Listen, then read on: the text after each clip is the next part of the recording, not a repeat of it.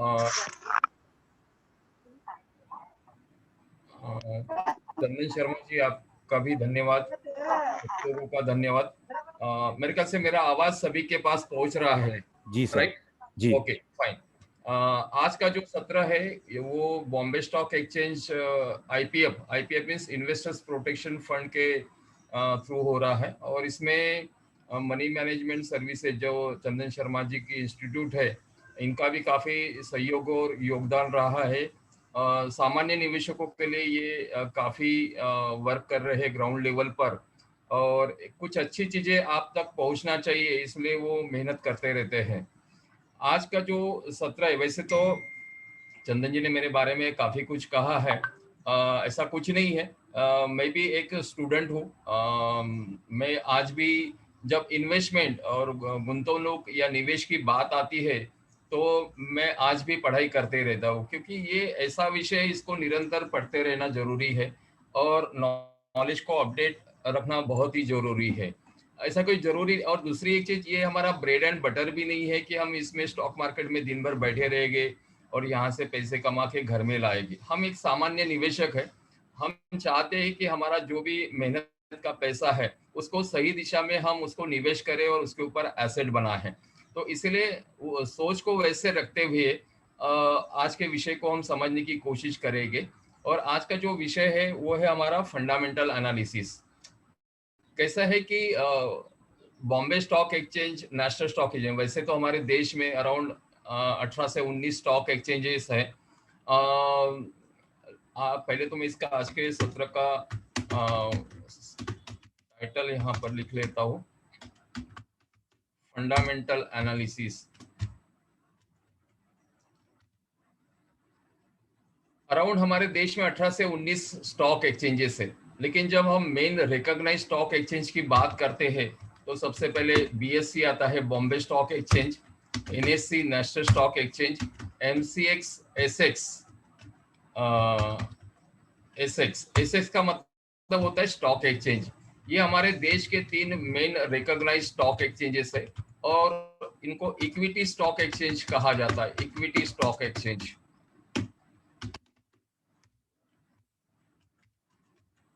Equity means, stock exchange क्या है? एक कंपनी है जहां पर लिस्टेड कंपनी के शेयर खरीदे और बेचे जाते हैं। और बॉम्बे स्टॉक एक्सचेंज की अगर हम बात करें, तो Bombay stock exchange is a number 1 stock exchange in the world. दुनिया में सबसे बड़ा स्टॉक एक्सचेंज है। In terms of listing of securities, around 6000 companies listed है बॉम्बे स्टॉक एक्सचेंज में, और इन 6000 कंपनीज का शेयर खरीदने और बेचने का व्यापार बॉम्बे स्टॉक एक्सचेंज के प्लेटफॉर्म पर होता है। वैसे ही नेशनल स्टॉक एक्सचेंज में 3000 कंपनी है, और यहाँ पर 2000 कंपनीज है। तो ये मेन 3 रिकॉग्नाइज स्टॉक एक्सचेंज है। तो हमारे सभी के डीमैट और ट्रेडिंग अकाउंट होते हैं। हम चाहते हैं कि हमारे डीमैट अकाउंट में या हमारे पोर्टफोलियो में अच्छी से अच्छी कंपनियां रहे, और इसलिए रहे कि जिससे कि हमारा पैसा बने, एसेट बने। लेकिन ये जो प्रोसेस है, जब हम एक अच्छी कंपनी की बात करते हैं, अच्छी मीन्स जिसमें हमारा पैसा बन सकता है, एसेट बन सकता है, तो 2 प्रकार के एनालिसिस होते हैं। एक होता है टेक्निकल एनालिसिस, और दूसरा होता है फंडामेंटल एनालिसिस। अगर आप सिंसियरली बाजार में अगर एसेट बनाना चाहते हो, अपने लिए, या अपने जो निवेश किया उस पैसे को अगर बढ़ाना चाहते हो, तो मैं आपको बताना चाहूंगा कि आपने सबसे ज्यादा एफर्ट आपके फंडामेंटल एनालिसिस पर रहना चाहिए।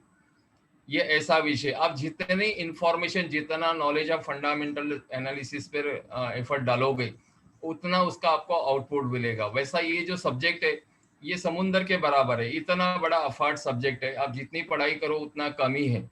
लेकिन एज ए सामान्य निवेशक, अगर एक अच्छी कंपनी अगर हमारे पोर्टफोलियो में रखना है, तो उसके लिए हमने किस तरह से एक कंपनी का एनालिसिस करना चाहिए, उसके ऊपर आज का हमारा सत्र है। दूसरी एक चीज, टेक्निकल एनालिसिस भी एक अच्छा सब्जेक्ट है, इस पे भी हमने पढ़ाई करना चाहिए। लेकिन जो लोग शॉर्ट टर्म में अगर इन्वेस्टमेंट करना चाहते हैं, या डेरिवेटिव्स करके एक सब्जेक्ट है, उसमें अगर पैसे बनाना चाहते हैं तो उसके लिए टेक्निकल एनालिसिस का सपोर्ट आप ले सकते हैं। लेकिन हम सामान्य निवेशक है, हम अच्छे कंपनी के स्टॉक्स हमारे पोर्टफोलियो में रखना चाहते हैं, तो इसलिए हमने फंडामेंटल के एनालिसिस की पढ़ाई करना चाहिए। इवन एक चीज मैं ये भी बता दूं आपको कि जितने भी फंड मैनेजर्स होते या पोर्टफोलियो मैनेजर्स होते, अलग अलग रिसर्च एनालिसिस्ट होते हैं, अगर आप इनका प्रोफाइल अगर देखोगे कि ये हजारों करोड़ का जब ये फंड मैनेज करते हैं, तो आप देखिए इनका मेन जो क्वालिफिकेशन होता है वो फंडामेंटल एनालिसिस पे होता है। वैसे टेक्निकल एनालिसिस का भी या सारे सब्जेक्ट का भी नॉलेज होता है, लेकिन इसलिए ये विषय हमारे लिए भी काफी महत्व का रोल प्ले करता है। दूसरी एक चीज, वैसे फंडामेंटल एनालिसिस में काफी सारी चीजें हैं, काफी सारे पैरामीटर्स है, लेकिन एक अच्छी कंपनी चूज करना, 6000 कंपनी में से एक अच्छी कंपनी चूज करना, ये इस तरह की प्रोसेस है कि कोयले के खदान में से हीरा निकालना। आप लोगों को पता होगा कि हीरे को अगर ढूंढना है तो कोयले के खदान से कई टन कोयला बाहर निकलने के बाद एक हमको अच्छे क्वालिटी का हीरा मिलता है। वैसी ही एक प्रोसेस है कि अगर 6000 कंपनी या 3000 लिस्टेड कंपनी में से एक अच्छी कंपनी निवेश के लिए चूज करना उसी के बराबर है। तो इसके लिए ये प्रोसेस कैसी होती है। दूसरी एक चीज, आज जिस कंपनी के ऊपर मैं ये प्रेजेंटेशन देने जा रहा हूँ, मेरा स्टैंडर्ड डिस्क्लेमर है, आज के सत्र का उद्देश्य यही है कि इसका ये नॉलेज आपके पास पहुंचे और हम कंपनी का एनालिसिस कैसे कर सकते हैं। एक सामान्य निवेशक भी एक अच्छे कंपनी का एनालिसिस कैसे करना चाहिए, उसके ऊपर ये सत्र रखा हुआ। इसका मतलब ये नहीं होता है कि आपने ये स्टॉक अपने पोर्टफोलियो में खरीद लेना है।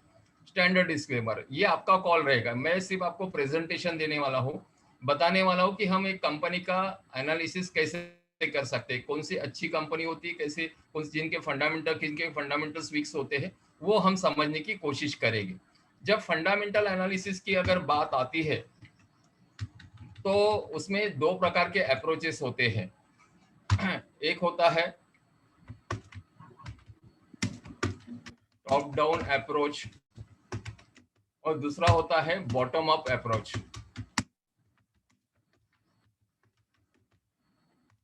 पहले हम बात करेंगे टॉप डाउन अप्रोच पे। यूजुअली हम लोग क्या करते हैं, ब्रांड को देखते हुए जो हम शेयर खरीदने की कोशिश करते हैं, या किसी ने कहा कि अरे ये स्टॉक अच्छा है, इसको आप परचेस कर लीजिए, या सीएनबीसी चैनल या हमारा ब्रोकर हमको फोन करके बताते सर ये स्टॉक ले लो। लेकिन ये सारी चीजें करने के पहले अगर आप खुद थोड़ा इन्वेस्टमेंट अगर एजुकेशन या पढ़ाई में या एनालिसिस करने में लगाते हो, तो आप एक अच्छा पोर्टफोलियो अपने लिए खुद के लिए बना सकते हो। तो फंडामेंटल एनालिसिस में और दूसरा थोड़ा एफर्ट तो आपको डालना ही पड़ेगा, मेहनत करना ही पड़ेगा। तो ये छोटी सी मेहनत है आपको करना है। तो टॉप डाउन अप्रोच क्या होता है कि अगर आपको एक कंपनी का एनालिसिस करना है, एक अच्छी कंपनी चूज करना है, तो उसमें सबसे पहले प्रोसेस होती है top down approach. Top down approach में क्या होता है कि आपको पहले पढ़ाई करनी पड़ेगी इंटरनेशनल अफेयर्स।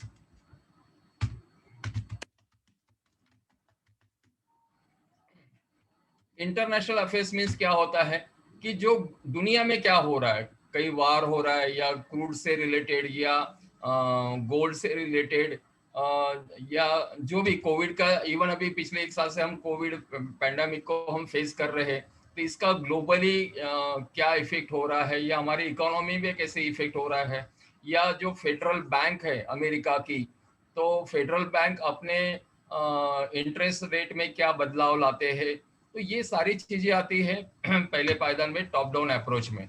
सो इसको इंटरनेशनल अफेयर्स कहेंगे। इंटरनेशनल अफेयर्स के बाद हम बात करेंगे डोमेस्टिक अफेयर्स।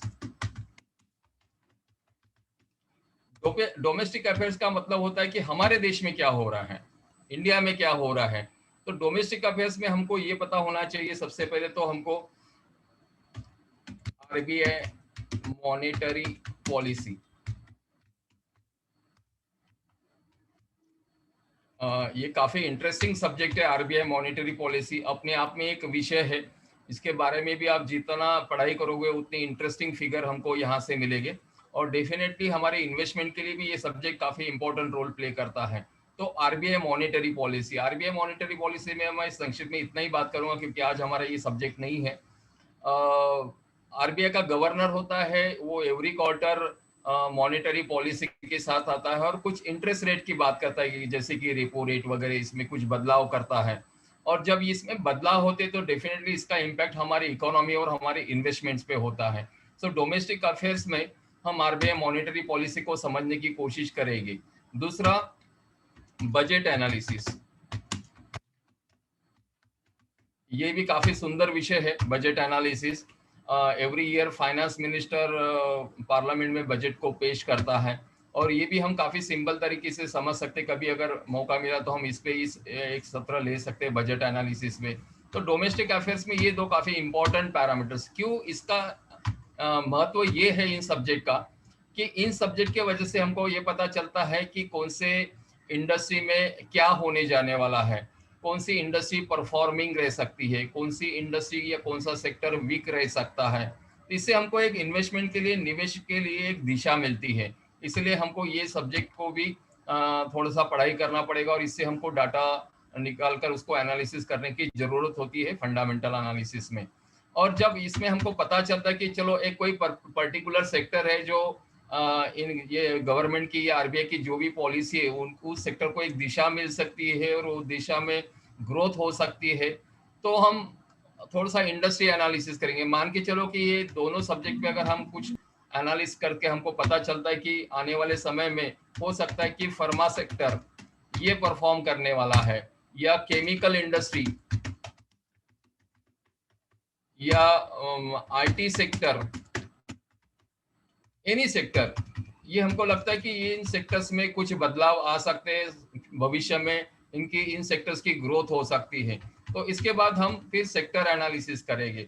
और अगर हमको पता चलता है कि आने वाले समय में ये केमिकल इंडस्ट्री ये बेटर तरीके से परफॉर्म करेगी, तो केमिकल इंडस्ट्री की अगर हमने बात करते हैं तो केमिकल इंडस्ट्री से जुड़ी हुई काफी सारी कंपनी स्टॉक मार्केट में लिस्टेड है।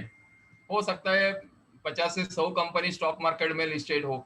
तो उसके बाद हमको ये काम करना है कि ये केमिकल इंडस्ट्री में जितनी भी कंपनीज लिस्टेड है उसमें से एक बेस्ट कंपनी हमको चूज करना है।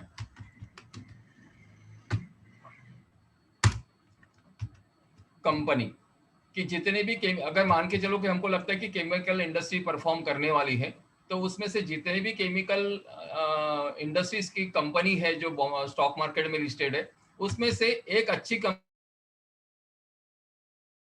और आने वाले समय में हमारा पैसा उसमें बन सकता है।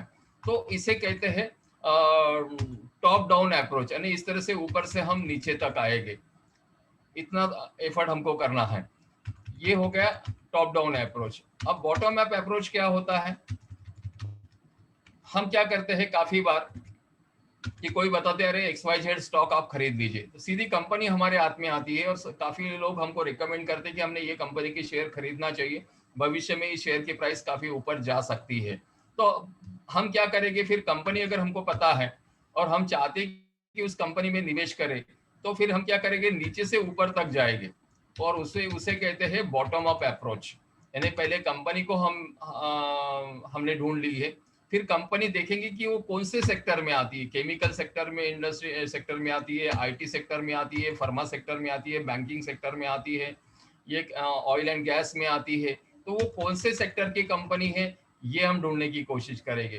फिर जब हमको सेक्टर पता चलता है तो हम ये पता करेंगे कि ये जो दो आरबीआई मॉनेटरी पॉलिसी और बजट में जो प्राविधान करके रखे हैं अलग अलग इंडस्ट्री, अलग अलग सेक्टर्स के लिए गवर्नमेंट ने, तो उसका हम रिलेशन फाइंड आउट करने की कोशिश करेंगे कि क्या जो भी गवर्नमेंट ने पॉलिसीज बनाई है अलग अलग सेक्टर्स के लिए, तो उसका पॉजिटिव इम्पैक्ट उस इंडस्ट्री पे आ सकता है क्या नहीं। तो इस तरह से हमको नीचे से ऊपर तक हमको ये बॉटम अप अप्रोच से पढ़ाई करना है। तो आप एक तो टॉप डाउन अप्रोच से पढ़ाई कर सकते हैं या एनालिसिस कर सकते हैं किसी कंपनी का, या फिर आप बॉटम अप अप्रोच से भी पढ़ाई कर सकते हैं। जनरली तो हमारे हाथ में तो पहले कंपनी ही हाथ में आती है, कोई भी हमको रिकमेंड कर देता है, कोई हमारा ब्रोकर हो, कोई हमारा कलीग हो, या सीएनबीसी में तो सुबह से लेकर शाम तक वो चलते रहता है कि इवन उन कंपनीज के जो प्रमोटर्स है उनके इंटरव्यूज चलते हैं, अलग अलग रिसर्च एनालिसिस टेलीविजन पर बताते रहते हैं अलग अलग कंपनीज के बारे में। तो आप इस तरह से ये भी इस कंपनी का एनालिसिस की शुरुआत कर सकते हैं। तो हमने देखा कि फंडामेंटल एनालिसिस में ये दो अप्रोचेस से ये मेथड है कि इस तरह से हमने एक अच्छी कंपनी अगर चूज करना है तो ये दो में से एक मेथड को हमने फॉलो करना चाहिए। नाउ इसके बाद जो आता है, मान के चलो कि हमने टॉप डाउन अप्रोच से एनालाइज किया है इंडस्ट्री को या इकोनॉमी को, या बॉटम अप अप्रोच से अल्टीमेटली हमको कंपनी तो मिल जाएगी। अब कंपनी अगर हमको मिल गई है, हमारे रडार पर अगर आ गई है कि चलो ये कंपनी हमको लगती है कि आने वाले समय में परफॉर्म कर सकती है, इसका मतलब इसके जो शेयर की प्राइस आगे बढ़ सकती है, और हमारा इन्वेस्टमेंट की ग्रोथ हो सकती है। तो फिर इस कंपनी का एनालिसिस कैसे करेंगे? तो उसके लिए और दो मेथड होती है। एक होता है क्वालिटेटिव एनालिसिस और दूसरा होता है क्वांटिटेटिव एनालिसिस। तो पहले हम बात करेंगे क्वालिटेटिव एनालिसिस क्या होता है। क्वालिटेटिव एनालिसिस में सबसे पहले तो हम ये देखेंगे कि कंपनी जो जिस कंपनी के बारे में हम एनालिसिस कर रहे हैं, जिस कंपनी के शेयर खरीदने की कोशिश कर रहे हैं, तो क्वालिटेटिव एनालिसिस में सबसे पहला पैरामीटर जो है वो हमको ये है कि टू अंडरस्टैंड द बिजनेस।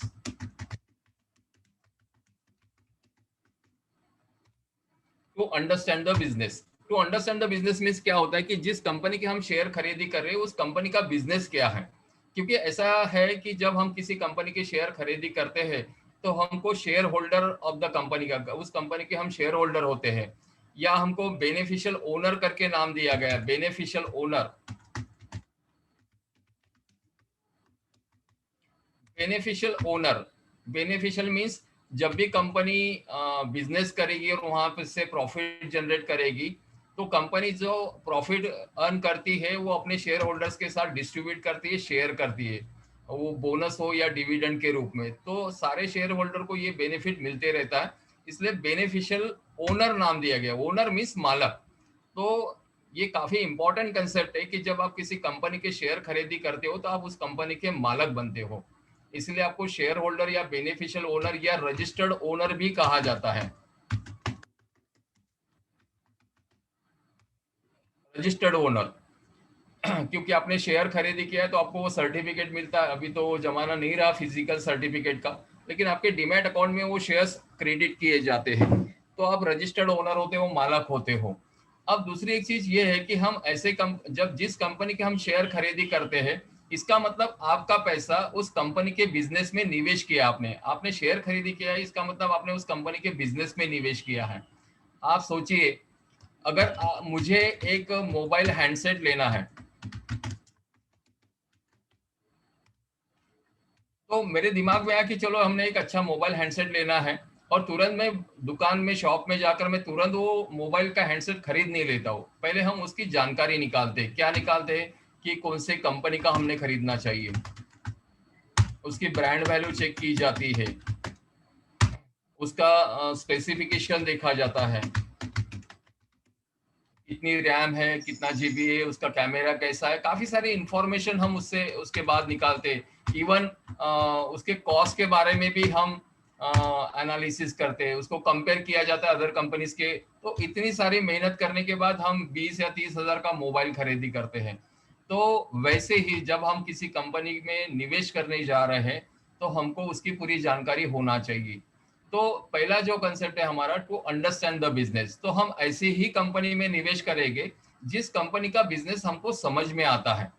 जैसे ऑयल एंड गैस कंपनी, हमको पता ही नहीं कि ऑयल एंड गैस कंपनी का एग्जैक्टली बिजनेस कैसा है, किस तरह से वो समुद्र में से ऑयल निकालती है, वो कच्चा रहता है कि पक्का रहता है, अगर कच्चा रहता है तो उसको कैसे प्रोसेस किया जाता है, उसके बाद उसका यूटिलाइजेशन कैसे किया जाता है, कहाँ का सप्लाई होता है, हमको पता ही नहीं रहता ये चीज। ये इवन अगर मैं फार्मास्यूटिकल्स कंपनी की अगर बात करता हूँ तो फार्मास्यूटिकल्स के बिजनेस भी हमको समझ में नहीं आता है।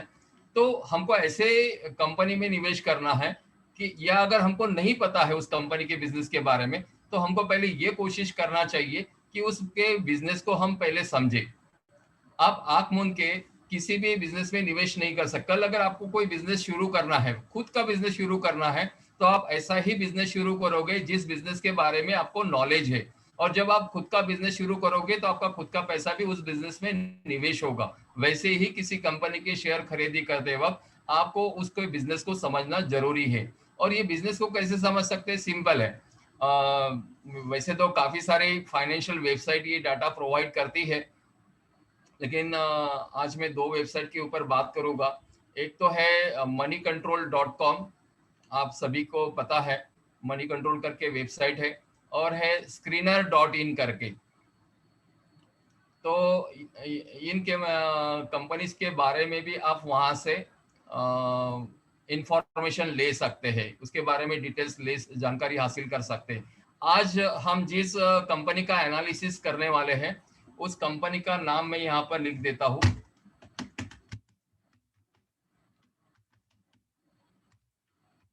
कांची कर्पूरम, इस कंपनी का हम एनालिसिस करने वाले हैं। ये जो कंपनी है ये केमिकल इंडस्ट्री कंपनी है, केमिकल सेक्टर में आती है। तो अगर मान के चलो कि मुझे कांची कर्पूरम के अगर शेयर, आज का जो सत्र में फिर से डिस्क्लेमर देना चाहता हूँ, आज के सत्र में जस्ट नॉलेज प्रोवाइड किया जा रहा है कि एक कंपनी का एनालिसिस कैसे किया जाता है। इसका मतलब ये नहीं होता है कि सेशन खत्म होने के बाद जब कल मार्केट शुरू होगा तो आप इस कंपनी के शेयर खरीदी कर लोगे। हमको सिर्फ समझना है कि इस एनालिसिस कैसे किया जाता है।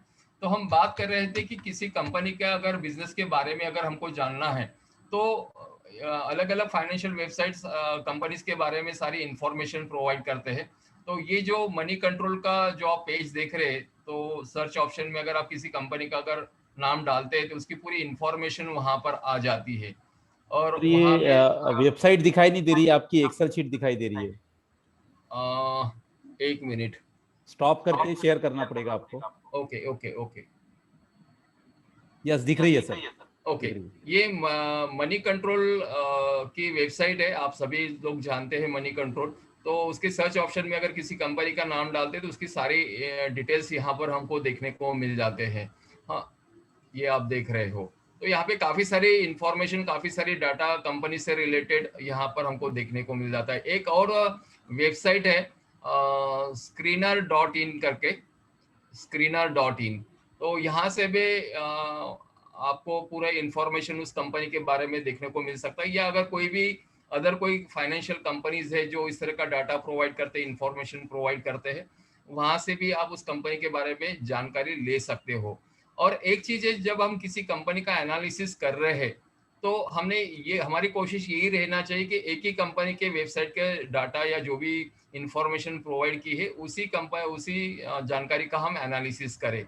जैसे ये screener.in पे देख रहे हो कि यहाँ पर कंपनी की इंफॉर्मेशन, अगर कंपनी के बारे में अगर जानकारी चाहिए तो डिटेल में भी मिलती है और शॉर्ट में भी मिलती है, अगर आप उसके बारे में अगर जानना चाहते हो तो। मैं आपको दिखाता हूँ।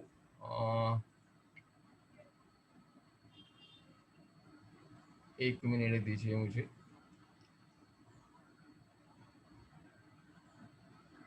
कांची कर्पूरम,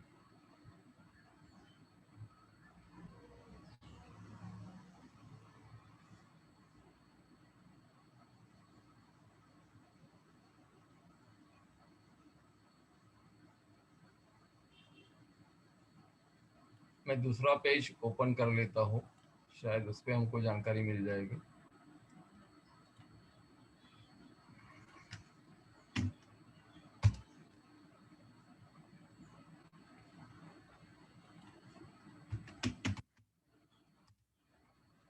या कंपनी अबाउट अस करके दिया रहता है, तो वहाँ पर भी हमको इसके बारे में जानकारी मिल सकती है।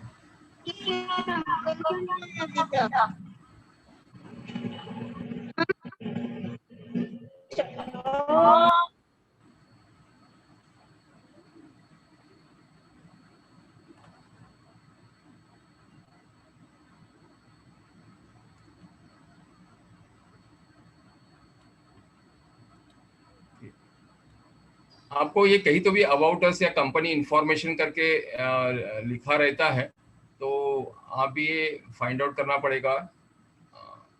तो वहाँ पे आपको पूरे डिटेल्स मिल जाते हैं जनरली।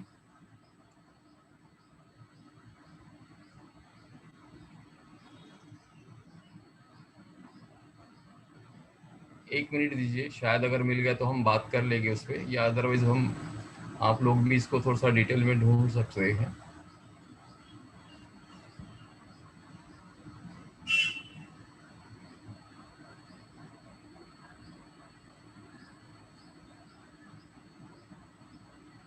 ओके, एनीवे हम इसमें समय नहीं गवाते। कंपनी के बारे में इंफॉर्मेशन आपको डिटेल में मिल जाती कि कंपनी किस सेक्टर की है, उनका बिजनेस क्या है, बिजनेस मॉड्यूल क्या है वगैरह, वो सारी इंफॉर्मेशन, कब से कंपनी की शुरुआत हुई थी, उनके बोर्ड ऑफ डायरेक्टर्स क्या है, प्रमोटर्स क्या है, वो सारी इंफॉर्मेशन। जैसे अगर आप यहाँ पर देखते हैं, ये तो प्राइस का परफॉर्मेंस दिया हुआ है।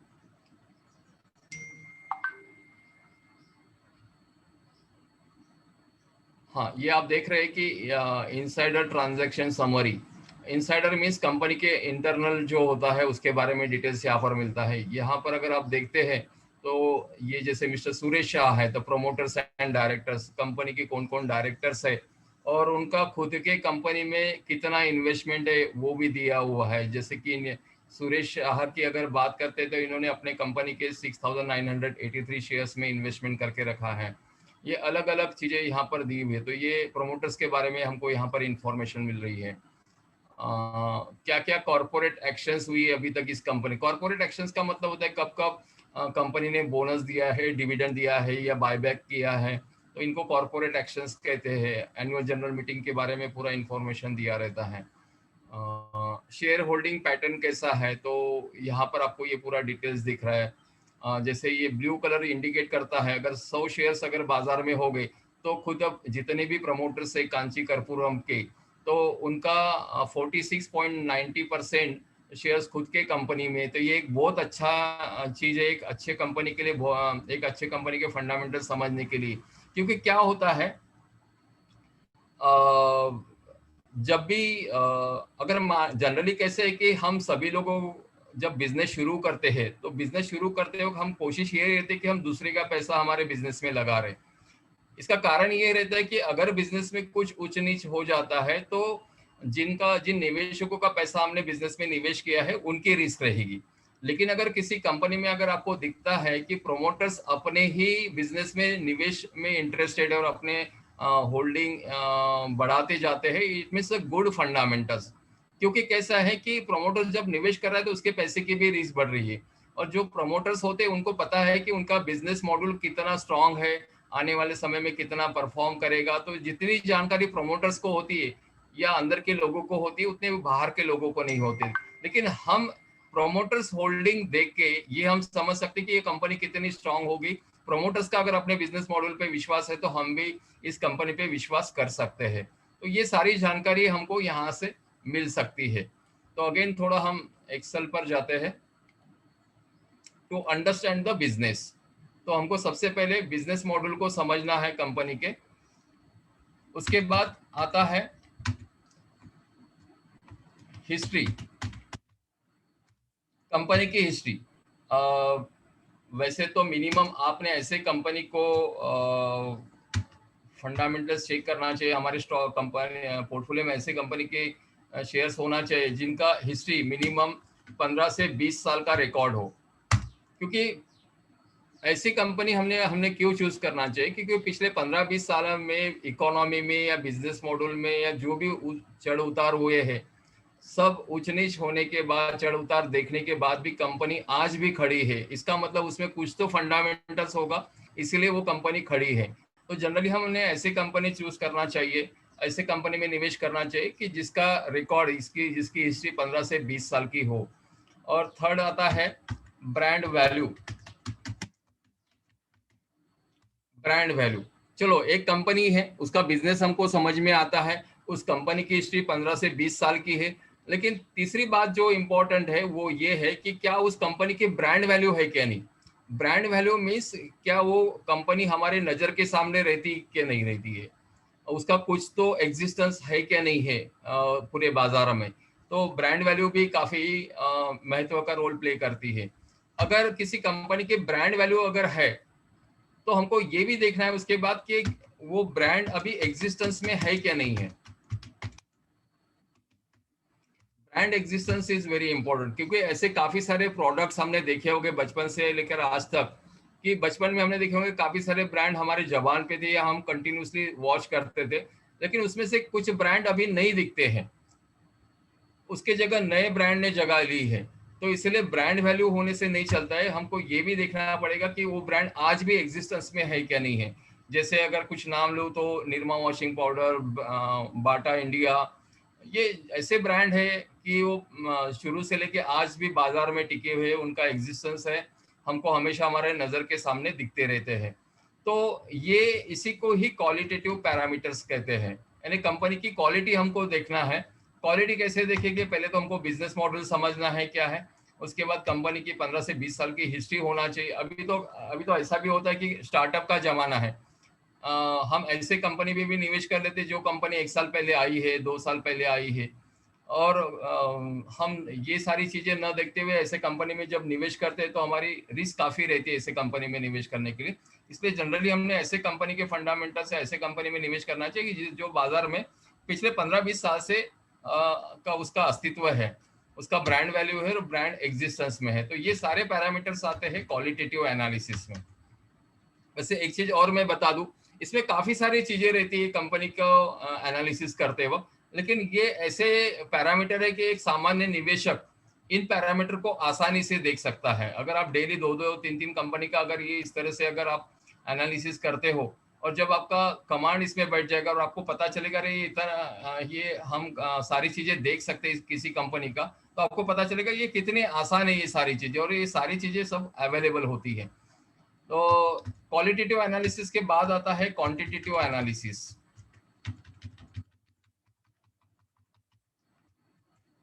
Quantitative means figures.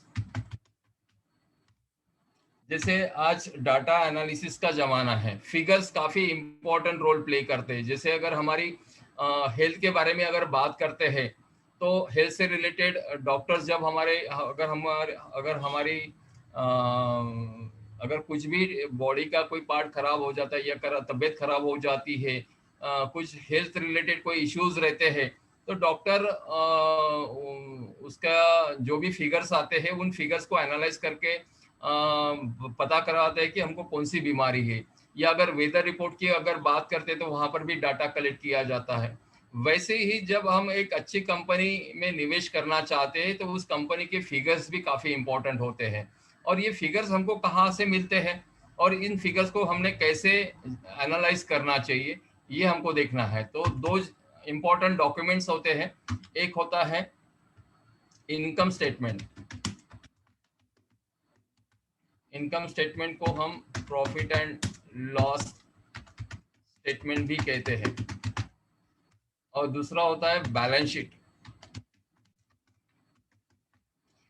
ये किसी भी कंपनी के इंपॉर्टेंट डॉक्यूमेंट्स होते हैं उसकी क्वांटिटेटिव एनालिसिस करने के लिए या उसके फिगर्स या उसके डाटा को एनालिसिस करने के लिए। अब दूसरी एक चीज, ये डॉक्यूमेंट हमको कहाँ मिलेंगे। एक तो पहले मैं आपको ये बता दूं, अगर हम किसी कंपनी के क्वांटिटेटिव एनालिसिस की बात कर रहे हैं, इनकम स्टेटमेंट या बैलेंस शीट की बात कर रहे हैं, इसका मतलब कंपनी ने कितना निवेश किया है, कंपनी के इन्वेस्टमेंट कैसे है, ये सारी पूरी जानकारी या डिटेल जानकारी ये दो डॉक्यूमेंट्स में होती है। यानी कंपनी खुद बताती है कि हमारे फिगर्स कैसे है, हमारे एसेट क्या है, लाइबिलिटीज क्या है, ये सारी चीजें बताने की कोशिश करते हैं। जनरली जब कोई कंपनी स्टॉक मार्केट में लिस्ट होती है तो उस कंपनी का एडवांटेज क्या है। एक पहला एडवांटेज ये है कि जब कोई कंपनी स्टॉक मार्केट में लिस्ट होती है तो वो आईपीओ लेकर आती है, इनिशियल पब्लिक ऑफरिंग। और जब ये आईपीओ लेकर आती है तो बाजार से पैसे इकट्ठा करती है शेयर्स इशू करके। तो बाजार से जो पैसा, एक तो उनको बिजनेस करने के लिए इन्वेस्टर से, निवेशकों से पैसा मिल जाता है, ये उनका एक एडवांटेज है। दूसरा, जब कंपनी स्टॉक मार्केट में लिस्ट होती है तो उनकी फ्री में ब्रांडिंग हो जाती है। आप देखो अगर किसी कंपनी को ब्रांडिंग या एडवर्टाइजिंग करना है तो लाखों करोड़ों रुपया आज उनको इन्वेस्ट करना पड़ता है ब्रांडिंग में। लेकिन अगर एक कंपनी अगर स्टॉक मार्केट में लिस्ट होती है तो उसकी वैसे ही फ्री में ब्रांडिंग हो जाती है। तो एक उनको पैसा मिल जाता है बिजनेस करने के लिए, दूसरा उनका ब्रांडिंग हो जाता है। तो ये कंपनी का एडवांटेज है। एडवांटेज, लिस्टिंग एडवांटेज बोलेगी कंपनी का।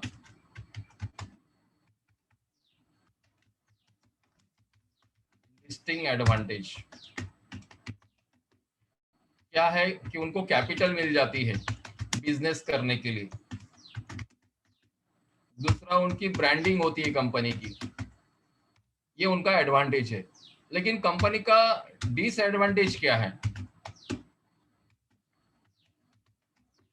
कंपनी का डिसएडवांटेज ये है, ये पूरा जो सिक्योरिटीज मार्केट है, कैपिटल मार्केट है, इसको सेबी रेगुलेट करती है, securities and exchange board of India.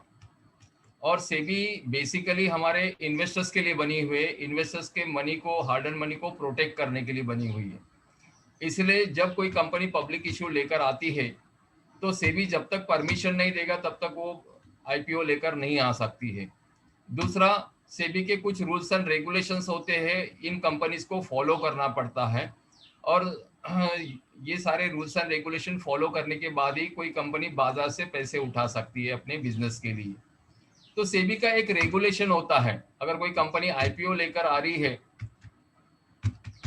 और स्टॉक मार्केट में लिस्ट होना चाहती है, तो सेबी कहती है कि जो निवेशक आपके कंपनी में निवेश करना चाहते हैं, आपकी कंपनी के शेयर खरीदी करना चाहते हैं, उन निवेशकों को आपके कंपनी के बारे में कुछ भी जानकारी नहीं है। इसलिए आप एक ऐसा डॉक्यूमेंट बनाओ और वो फ्रीली अवेलेबल कराओ सारे निवेशकों के लिए, जिससे कि वो डॉक्यूमेंट रीड करके निवेशक उस कंपनी में निवेश करना है क्या नहीं करना है इसका डिसीजन ले सके। तो उस डॉक्यूमेंट का नाम होता है DRHP। DRHP का मतलब होता है ड्राफ्ट रेड हियरिंग प्रोस्पेक्टस। ये कंप्लीट, अगर आप किसी भी कंपनी में निवेश करना चाहते हो तो ये डॉक्यूमेंट आपको फ्रीली अवेलेबल। आप सिर्फ कंपनी का नाम और DRHP आप गूगल पे डालो, ये कम से कम 800 से 1000 पेज का डॉक्यूमेंट होता है। और इस डॉक्यूमेंट पे वो सारी इंफॉर्मेशन, वो सारे फिगर्स इसमें दिए रहते हैं। तो ये आपका एक स्टडी मटेरियल भी हो सकता है, अगर आपको थोड़ा डिटेल ज़्यादा इन्वेस्टमेंट करना है, बड़ी इन्वेस्टमेंट करना है, तो थोड़ा सा आपने कभी ये जानकारी यानी ये डॉक्यूमेंट आपने रीड करना चाहिए। या जब आईपीओज आते हैं तो जनरली ये डॉक्यूमेंट आपने रीड करना चाहिए। आप बोलोगे कि अगर मुझे 10,000 20,000 रुपये निवेश करना है उस कंपनी में, तो ये 800 से 1000 पेज का डॉक्यूमेंट क्यों रीड करूं?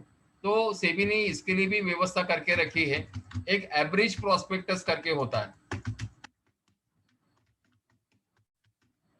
एवरेज प्रोस्पेक्टस में जो ये मेन डॉक्यूमेंट है, इसमें से मेन सार निकाल के एक 6 पेज का डॉक्यूमेंट बनाया जाता है निवेशकों के लिए, और निवेशक ये 6 पेज का डॉक्यूमेंट पढ़ के इन्वेस्टमेंट का डिसीजन ले सके। तो ये फ्रीली अवेलेबल रहते हैं। तो कंपनी का डिसएडवांटेज ये है कि उनको अपने सारे फाइनेंशियल्स पब्लिक को डिस्क्लोज करना पड़ता है। डिस्क्लोज मीन्स बताना पड़ता है। तो ये कंपनी का एक अगर आप सोचिए कि अगर आपका कौन से बैंक में अकाउंट है, कौन से बैंक अकाउंट में कितना आपका डिपॉजिट है, सेविंग्स में पैसे पड़ा हुआ है, कितना एफडीज करके रखे, कितना गोल्ड है, कौन से म्यूचुअल फंड में या स्टॉक मार्केट में निवेश करके रखा है। जनरली हम हमारे फाइनेंसेस किसी को डिस्क्लोज नहीं करते। हाँ, कभी कभी तो हम हमारे करीब के लोगों को भी डिस्क्लोज नहीं करते हैं। लेकिन इन कंपनी, तो जितनी भी लिस्टेड कंपनीज है, उनको अपने सारे फाइनेंशियल्स पब्लिक को डिस्क्लोज करना पड़ता है, बताना पड़ता है। तो इसीलिए ये जो डॉक्यूमेंट है, इनकम स्टेटमेंट और बैलेंस शीट, ये फ्रीली अवेलेबल होते हैं और यहाँ से हम कंपनी को जज कर सकते हैं, एनालिसिस कर सकते हैं। अब इनकम स्टेटमेंट की अगर बात करते हैं तो एक छोटा सा में करने की कोशिश, मैथमेटिक्स हम समझने की कोशिश करते हैं। उसमें जो टर्म्स है वो हमारे लिए इम्पोर्टेंट है। वैसे बैलेंस शीट या इनकम स्टेटमेंट में जो भी फिगर्स आए हैं, जो भी चार्टर्ड अकाउंटेंट्स होते हैं उन कंपनीज के, वो चार्टर्ड अकाउंटेंट ये इनकम स्टेटमेंट और बैलेंस शीट बनाते हैं। तो उसमें जितने भी फिगर्स होते हैं, वो फिगर्स कहाँ से आए ये हम ढूंढने की कोशिश नहीं करेंगे, क्योंकि हमको चार्टर्ड अकाउंटेंट नहीं बनना है। हमको उस कंपनी में निवेश करना है और हमारी जितनी काम की चीजें हैं वो चीज हम लेने की कोशिश करेंगे। तो इनकम स्टेटमेंट को अगर समझना है तो वो इस तरह से समझेंगे। मान के चलो, एक छोटा सा एग्जांपल लेते हैं, मैथमेटिक्स करते हैं। किसी कंपनी की कैपिटल या इक्विटी मान के चलो कि 1000 है। 1000, यहाँ पर मैं लिख देता हूँ, all figures are in rupees crores.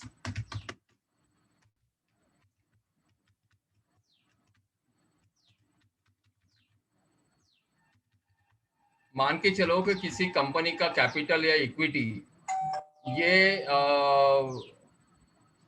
1,000 crore की है, और कंपनी का डेट डेट को हम कह देंगे यहाँ पर लोन, कभी कभी कंपनी लोन भी लेते हैं, और मान के चलो कि वो भी 1,000 करोड़ का है। तो एक बिजनेस करने के लिए ये कंपनी का खुद का इक्विटी है 1,000 करोड़ का, और लोन लिया है 1,000 करोड़ का। अब ये पैसा बिजनेस करने के लिए इस्तेमाल किया जाएगा। मान के चलो कि कोई आइसक्रीम बनाने वाली कंपनी है,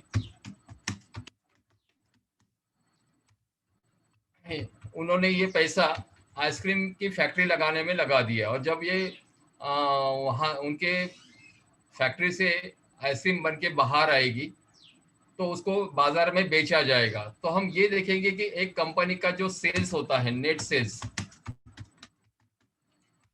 कंपनी का एक फाइनेंशियल ईयर में एक कंपनी का नेट सेल्स हुआ है 1,000 करोड़ का। अगर कंपनी ने चीजें बना के बाजार में बेची, उसको कहेंगे हम नेट सेल्स। तो कंपनी का जो सेल्स हुआ है वो 1,000 करोड़ का, लेकिन जब ये सेल्स हुआ है ये तभी हुआ है जब ये चीज बनी है उनके फैक्ट्री में, और जब ये चीज बनी है उनके फैक्ट्री में तो वो बनाने के लिए कंपनी को काफी सारे एक्सपेंसेस भी लगे हुए, जिसको हम ऑपरेटिंग एक्सपेंसेस कहेंगे। ऑपरेटिंग एक्सपेंसेस में क्या आता है, इसको हम यहाँ पर लिख देंगे लेस, यानी जो सेल्स किया है कंपनी ने, जो माल बेचा है, उनको कुछ खर्चा भी आया कंपनी को, तो उसको बोलेंगे हम ऑपरेटिंग एक्सपेंसेस। तो ऑपरेटिंग एक्सपेंसेस में क्या हो सकता है, रॉ मटेरियल हो सकता है, इलेक्ट्रिसिटी हो सकती है, लेबर हो सकता है, ट्रांसपोर्टेशन हो सकता है।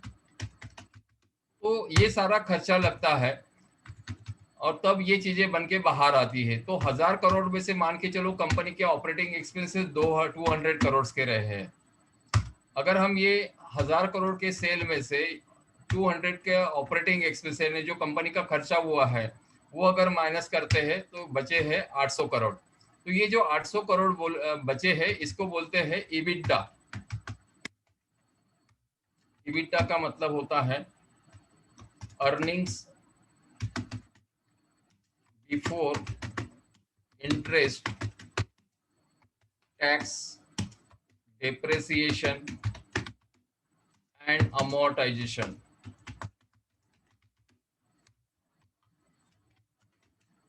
ये इतना बड़ा नाम है EBITDA, earnings before interest, tax, depreciation and amortisation.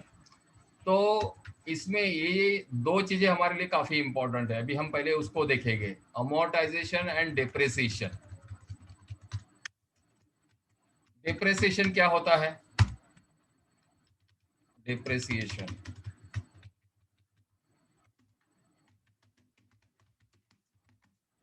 इसको स्ट्रेट लाइन डेप्रिसिएशन भी कहते हैं।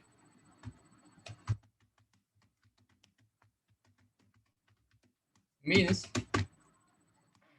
जो एसेट है, क्योंकि क्या हुआ होगा, आप देखिए यहाँ पर खुद का नेटवर्थ जो है कंपनी का 1,000 करोड़ का है, और कंपनी ने लोन भी लिया था। तो ये 1,000 करोड़ से मान के चलो कि कंपनी ने मशीन खरीदी।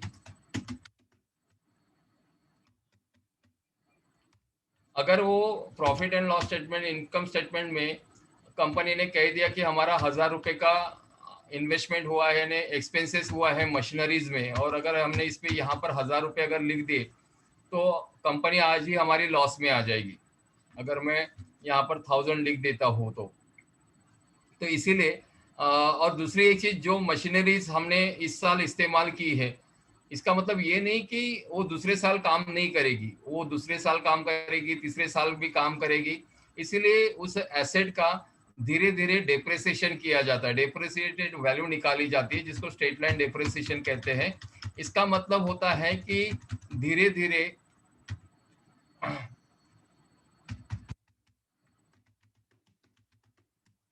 एसेट की वैल्यू को कम किया जाता है या दिखाया जाता है। डेप्रिसिएशन। दूसरा अमोर्टाइजेशन इसका मतलब क्या होता है? दो प्रकार के एसेट होती है, टेंजिबल एसेट और इंटेंजिबल एसेट। टेंजिबल एसेट का मतलब होता है ऐसी एसेट जिसको हम फील कर सकते हैं। जैसे अगर आप मान के चलो कि आप जिस चेयर पे बैठे हो वो आपके लिए एसेट है, तो हम उसको छू के फील कर सकते हैं, या कोई मशीनरीज हो, एनीथिंग, उसको टेंजिबल एसेट बोलते हैं। इनटेंजिबल एसेट क्या हो सकती है? मान के चलो कि आपका ब्रांड, पेटेंट या राइट्स। इंटेंजिबल एसेट्स मीन्स हम उसको सिर्फ महसूस कर सकते हैं, हम उसको छू नहीं सकते हैं। सो इंटेंजिबल एसेट्स वो होती है। तो अमोर्टाइजेशन का मतलब ये होता है कि ये जो इंटेंजिबल एसेट्स है, इसको एसेट क्यों कहा गया है ब्रांड और पेटेंट को? क्योंकि इसका भी एक बाजार में मूल्य होता है, और कंपनी उस ब्रांड को भी इस्तेमाल करके, उस कंपनी का ब्रांड इस्तेमाल करके भी एसेट बनाने की कोशिश करते हैं। तो वो भी एक प्रकार की कंपनी की एसेट होती है, इसलिए इसको इंटेंजिबल एसेट बोला गया है। और इसको भी इन एमोर्टाइजेशन का मतलब ये होता है कि इंटेंजिबल एसेट्स को धीरे धीरे जीरो करना। तो ये हो गया डेप्रिसिएशन और एमोर्टाइजेशन। तो जो कंपनी ने 1,000 रुपए मशीनरीज में इन्वेस्ट किया था, या कंपनी का जो भी इंटेंजिबल टेंजिबल एसेट्स होगी, तो उसको यहाँ पर दिखाया जाएगा। तो मान के चलते कि हाँ, कंपनी ने यहाँ पर 200 करोड़ उसमें कम किए पहले साल में। और ऐसा नहीं कि एक ही साल में हम 1,000 रुपए दिखा देंगे कि हमने 1,000 रुपए निवेश कर दिए या एक्सपेंस कर दिए। ये हर साल धीरे धीरे कम किया जाता है। अगले साल फिर से 200 करोड़ का दिखा जाएगा, थर्ड ईयर फिर से 200 करोड़ का दिखाया जाएगा, इस तरह से। तो यहां पर लिख लेते हैं डेप्रेसिएशन एंड अमोर्टाइजेशन। तो 800 करोड़ जो बचे थे, 200 करोड़ तो ऑपरेटिंग एक्सपेंसेस में गए, 200 करोड़ में डेप्रेसिएशन वैल्यू दिखाई गई। सो 800 करोड़ में से अगर डेप्रेसिएशन माइनस करते हैं तो बचे 600 करोड़। तो ये जो 600 बचे हैं, इसको कहते हैं ईबिट। क्योंकि ये ईबिटडा में से डीए निकल गया है। DA means depreciation and amortisation, जो हमने यहाँ पर लेस किया है 200 करोड़। सो इसलिए ईबिटडा में से अगर डीए निकल गया तो बचा ईबिट। अब ईबिट में जो आय है उसको बोलेंगे हम इंटरेस्ट। कि कंपनी ने जो डेट लिया है, लोन लिया है, तो कंपनी को हर साल इंटरेस्ट भी पे करना पड़ेगा। तो कंपनी इनकम एंड स्टेटमेंट में ये दिखाएंगे कि हमने कितना इंटरेस्ट एक फाइनेंशियल ईयर में पे किया है। तो कंपनी ने मान के चलो सॉरी, यहाँ पर हम लिखेंगे अर्निंग्स बिफोर इंटरेस्ट टैक्स, और इसमें से हम लेस करेंगे इंटरेस्ट। तो इंटरेस्ट कितना दिया कंपनी ने? मान के चलो कि 200 करोड़। ये बहुत ज्यादा हो जाता है, इतना नहीं होता है, लेकिन कंसेप्ट समझने के लिए मैंने यहाँ पर लिखा है। तो हम यहाँ से इंटरेस्ट माइनस करेंगे। तो 600 में से अगर हम 200 इंटरेस्ट माइनस करते हैं तो बचा 400। तो 400 मीन्स ईबिट में से आय निकल गया, तो इसको ईबीटी नहीं कहेंगे, इसको कहा जाता है पीबीटी। पीबीटी का मतलब होता है profit before tax. Profit before tax यानी ये सारे खर्चे दे जाने के बाद क्या क्या खर्चे हैं हमारे? ऑपरेटिंग एक्सपेंसेस हमने माइनस किए, मशीनरीज का डेप्रिसिएशन वैल्यू कम कर दिया है, जो लोन लिया था उसका हमने इंटरेस्ट पे कर दिया। ये सारे खर्चे जाने के बाद कंपनी के पास ये 400 करोड़ बचे हैं। तो इसको कहेंगे हाँ, ये कंपनी का प्रॉफिट है। लेकिन ये कैसा प्रॉफिट है? क्योंकि अगर कंपनी प्रॉफिट बनाती है तो गवर्नमेंट भी बीच में आती है, तो गवर्नमेंट कहती है कि हमको आपको टैक्स देना पड़ेगा। तो ये जो वैल्यू है गवर्नमेंट को टैक्स देने के पहले की अमाउंट है, तो इसलिए इसको प्रॉफिट बिफोर टैक्स कहा जाता है। तो चलो इसमें से हम टैक्स भी माइनस कर देते हैं। जनरली कंपनीज 30% के ब्रैकेट में आती है, मान के चलते हैं कि ये कंपनी 30% के ब्रैकेट में है, तो 400 पे अगर 30% टैक्स अगर हम कैलकुलेट करते हैं तो ये होता है 120 करोड़ के आसपास। तो कंपनी ने 120 करोड़ टैक्स भी पे कर दिया है। तो 400 करोड़ में से अगर ये टैक्स 120 करोड़ का टैक्स पे कर दिया तो बचा 280 करोड़। तो इसको हम कहेंगे नेट प्रॉफिट, इसको कहेंगे हम नेट प्रॉफिट। जैसे एक बिजनेस मॉडल को समझना है, कंपनी के प्रॉफिट एंड लॉस स्टेटमेंट को हम समझने की कोशिश कर रहे हैं कि जनरली होती क्या है, इनकम स्टेटमेंट होता क्या है और बिजनेस कैसे किया जाता है। तो ये जो 280 करोड़ से 1000 करोड़ के सेल्स के अगेंस्ट में कंपनी को 280 करोड़ का प्रॉफिट हुआ है। तो अगर इसको हम परसेंटेज वाइज अगर कैलकुलेट करते हैं तो ये आएगा 28%। तो ये जो कंपनी है, इन्होंने जो भी काम किया, जो भी बिजनेस किया है और जब प्रॉफिट बनाया है तो इन्होंने कंपनी ने 28% का प्रॉफिट बनाया है। अब ये जो 20% का प्रॉफिट आया है,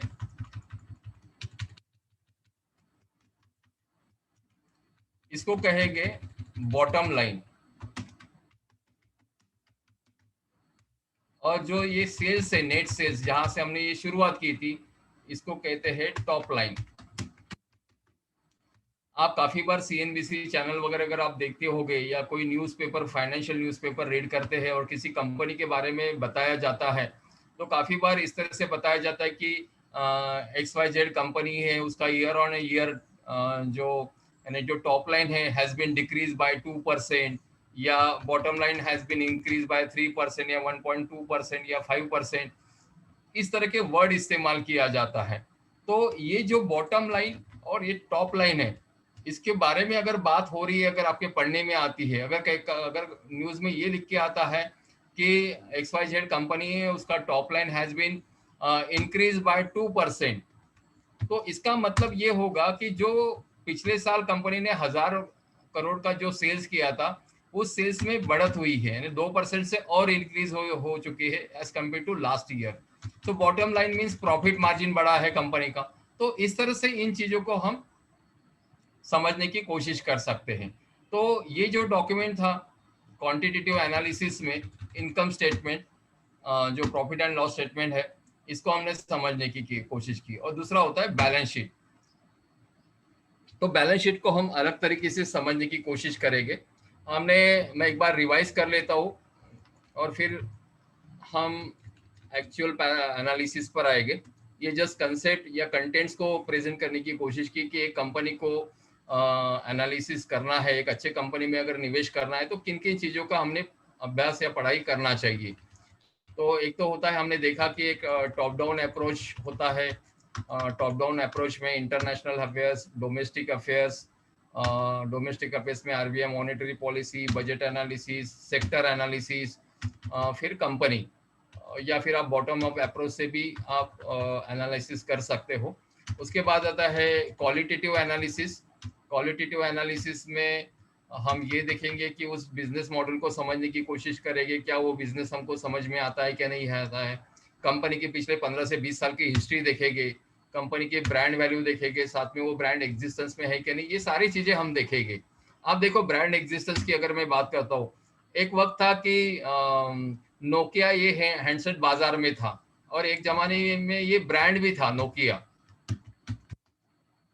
ब्रांड था, लेकिन आज वो एग्जिस्टेंस में नहीं है, उसके जगह किसी नए ब्रांड्स ने ली है। इसलिए हम ऐसे कंपनी को जनरली कंसिडर करने की कोशिश करेंगे कि जो ब्रांड आज भी एग्जिस्टेंस में है क्या नहीं है। उसके बाद क्वांटिटेटिव एनालिसिस। तो क्वांटिटेटिव एनालिसिस में अभी हमने जस्ट इनकम स्टेटमेंट के ऊपर बात की और उस कंसेप्ट को समझने की कोशिश की। तो ये इतनी सारी चीजें देखने के बाद हम बात करते हैं पैरामीटर्स की, कि वो कौन से पैरामीटर्स है जिसके ऊपर एक अच्छे कंपनी को हमने चूज करना चाहिए निवेश करने के लिए। तो जनरली हम वैसे तो काफी सारे पैरामीटर्स है, और जो कॉमन और जो इम्पोर्टेंट और जो इम्पोर्टेंट पैरामीटर्स है, जनरली कोई एनालिसिस इन पैरामीटर्स को इग्नोर नहीं करता है, ऐसे पैरामीटर्स को हम समझने की कोशिश करते हैं। और जब भी आप किसी कंपनी का एनालिसिस करने जा रहे हैं तो ये पैरामीटर काफी इंपॉर्टेंट होते हैं, एक अच्छी कंपनी को जज करने के लिए काफी महत्व का रोल प्ले करते हैं। तो एक है सेल्स ग्रोथ।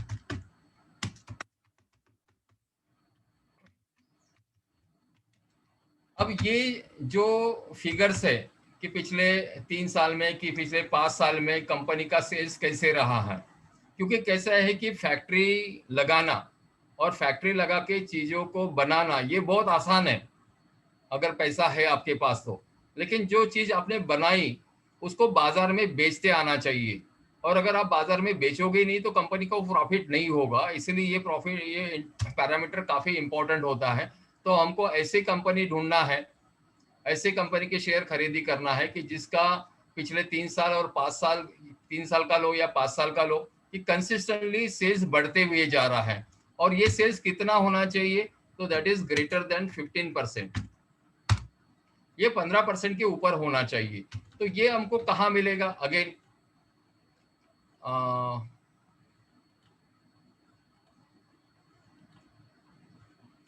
ये screener.in के वेबसाइट पे अगर आप जाते हो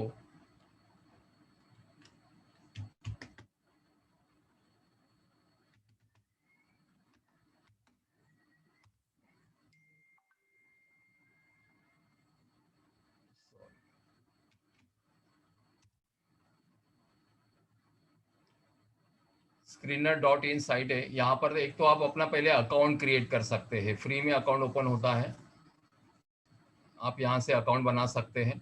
ये अकाउंट बनने के बाद आप इस कंपनी में जो भी कंपनीज का आपको फिगर चाहिए क्वांटिटेटिव एनालिसिस के लिए, तो उस कंपनी का आप यहाँ पर नाम डाल दीजिए, कांची कर्पूरम।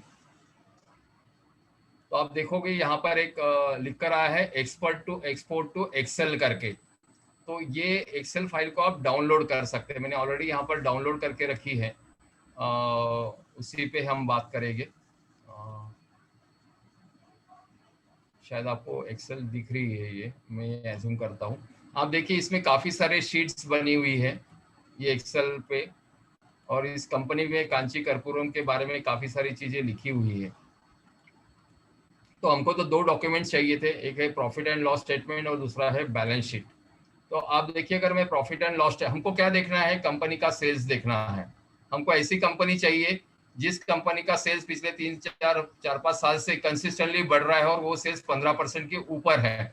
तो ऐसी कंपनी हमको चाहिए हमारे पोर्टफोलियो में। तो ये देखिए यहाँ पर सेल्स का कॉलम दिख रहा है और ये पिछले मार्च 2011 से इस कंपनी का सेल्स की वैल्यूज यहाँ पर हमको दिख रही है। और आप देखिए कि मार्च 2011 में ये सारे फिगर्स क्रोअर्स में है। पहली बात तो ये आप ध्यान में रखिए, ये जितने भी फिगर्स यहाँ पर दिख रही है वो क्रोअर्स में है। दूसरा, अगर मार्च 2011 में अगर देखते हैं तो कंपनी का सेल्स ये 38.22 करोड़ का था, फिर 48 करोड़, फिर 51 करोड़, 56, 52, 56, 58।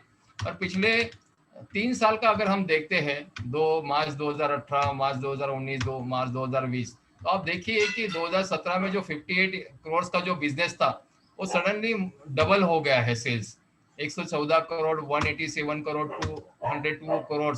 यानी कुछ तो इसमें है इस कंपनी में।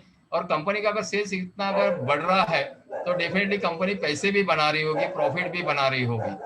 और ये परसेंटेज वाइज अगर देखते हैं कि कंपनी का प्रॉफिट यानी सेल्स कितना रहा है, तो यहाँ पर आप नीचे अगर आते हो एक्सेल के, तो यहाँ पर सेल्स ग्रोथ आपको यहाँ पर दिख रहा है। पिछले 10 साल का अगर हम एवरेज निकालते हैं इस कंपनी का, तो ये 20% का सेल्स ग्रोथ रहा है। पिछले 7 साल का अगर एवरेज ग्रोथ देखते हैं सेल्स अगर कंपनी का, तो ये 21.75% का है।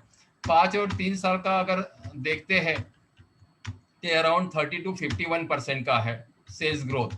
हमको कितना चाहिए? हमको 15% के ऊपर चाहिए। हमको ऐसे कंपनी में निवेश करना है कि जिस कंपनी का सेल्स ये 15% के ऊपर है, जबकि यहाँ पर दिख रहा है कि इस कंपनी का सेल्स ग्रोथ ये 15% के ऊपर ही है। तो इसीलिए अगर हमको ऐसी कोई कंपनी मिलती है कि जिसका सेल्स ग्रोथ 15% के ऊपर है, तो उस कंपनी को हम 1 स्टार दे देंगे, यानी इस कंपनी को 1 स्टार मिल गया है।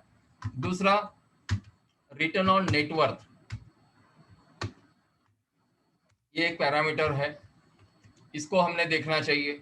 Return on net worth, return on net worth means जो नेटवर्थ है, जो एसेट है, उसमें कंपनी कितना प्रॉफिट बना रही है। तो ये पैरामीटर ये कहता है कि ये 24% के ऊपर होना चाहिए।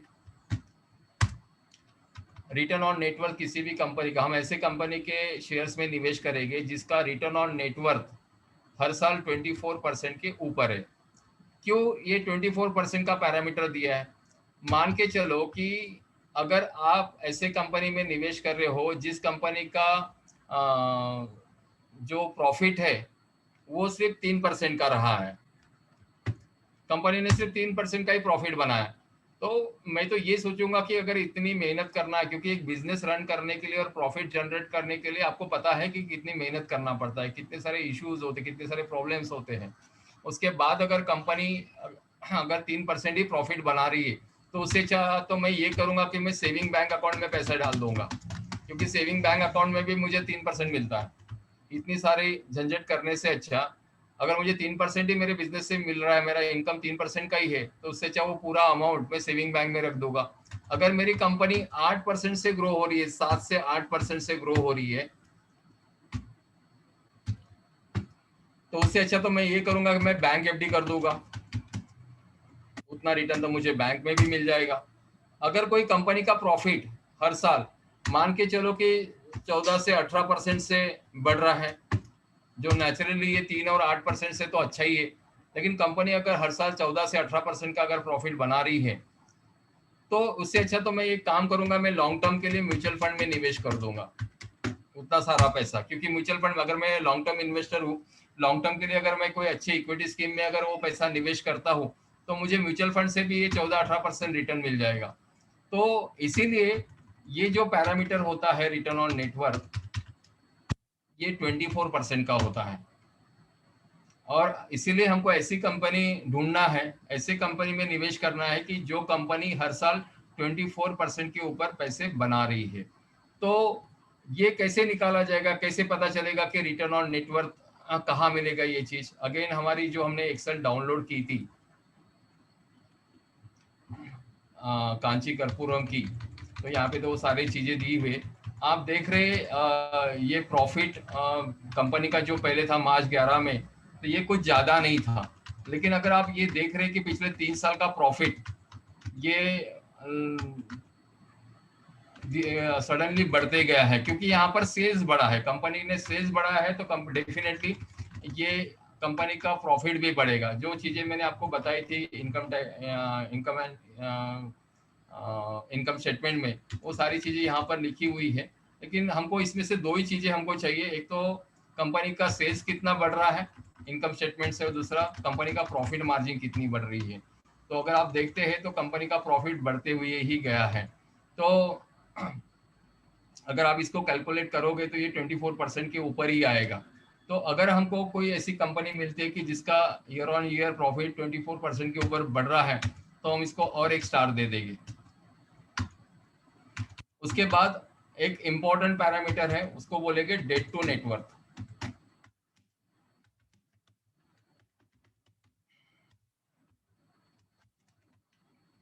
Date to net worth, debt to net worth क्या होता है? और ये पैरामीटर ये कहता है कि ये लेस देन 1 होना चाहिए। डेट टू नेटवर्थ क्या होता है?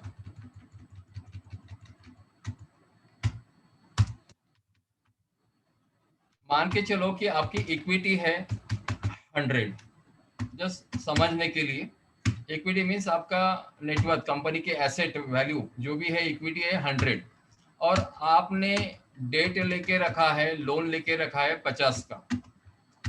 अगर मैं इस डेट को इक्विटी से डिवाइड करता हूँ, तो हम इसको बोलेंगे डेट टू नेटवर्थ ये 0.5 है, यानी लेस देन 1 है। इसका मतलब क्या होता है कि अगर कल भविष्य में कोई कंपनी अपना बिजनेस वाइंड अप करती है या अपनी पूरी एसेट बेचती है, तो उसको 100 रुपए मिलेंगे। और जब कंपनी को 100 रुपए मिलेंगे पूरा बिजनेस बेचने के बाद, तो कंपनी की जो लाइबिलिटीज है, तो कंपनी सबसे पहले वो लाइबिलिटीज क्लियर करने की कोशिश करेगी। तो मान के चलो कंपनी की लाइबिलिटी कितनी है 50, तो अगर कंपनी ने 50 रुपए वापस कर दिए, लाइबिलिटी खत्म कर दी, तो जो पैसा बचेगा वो शेयर होल्डर के पास में आएगा, शेयर होल्डर को मिलेगा। लेकिन सोचो एक कंपनी का इक्विटी 100 है और उसका डेट ये 120 है, तो ये डेट टू नेटवर्थ जो रेशियो है ये मोर देन 1 हो जाएगा। इसका मतलब क्या हुआ कि कंपनी की जितना इक्विटी है उससे ज्यादा तो कंपनी की लाइबिलिटी है। यानी कल अगर कंपनी ने पूरा बिजनेस बेचने के बाद जो भी पैसा आएगा और लाइबिलिटी क्लियर करने के बाद भी कंपनी के ऊपर लाइबिलिटी रहेगी, तो शेयर होल्डर के हाथ में पैसा नहीं आएगा। तो वैसे तो जनरली हमने अब जब से हमने जिस टॉपिक पे चर्चा कर रहे हैं, इस टॉपिक पे जितने भी हमने चीजें समझने की कोशिश की, जनरली तो हमने सबसे पहले पैरामीटर तो यही देखना चाहिए मेरा, क्योंकि ये सबसे इंपॉर्टेंट पैरामीटर्स होता है। अगर किसी कंपनी का डेट लाइबिलिटी अगर ये नेटवर्थ से ज्यादा है, तो ऐसे कंपनी को तो आपने हाथ भी नहीं लगाना चाहिए। ये सबसे इंपॉर्टेंट पैरामीटर्स होता है। और डेट टू नेटवर्थ ये कैसे भी पता चलेगा, तो नेटवर्थ तो आपको किसी भी फाइनेंशियल वेबसाइट पे मिल जाएगा। जैसे अगर मैं यहाँ पे दिखाता हूँ इस कंपनी का कांची कर्पूरम का नेटवर्थ कितना था, तो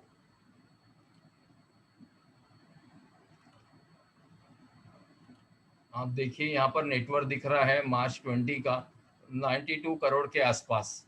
और कंपनी का डेट कितना है, तो बैलेंस शीट में अगर जाते हैं तो यहाँ पर बोरोइंग्स दिख रही है। Borrowings means loan.